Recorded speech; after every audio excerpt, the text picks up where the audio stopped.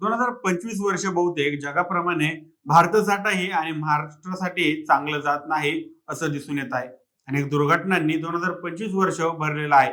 सध्या असं समोर येत आहे, पुण्यात 15 जून रोजी मावळ तालुक्यात कुंडमळा या ठिकाणी इंद्रायणी नदीवरचा पूल कोसळून दुर्घटना घडली. या दुर्घटनेत चौघांचा जागीच मृत्यू झाला असून 51 जण जखमी झाल्याची माहिती समोर आलेली आहे. इंद्रायणी नदीत पडलेले आणखी किती जण बेपत्ता आहेत याची माहिती अद्याप प्रशासनाला नाही.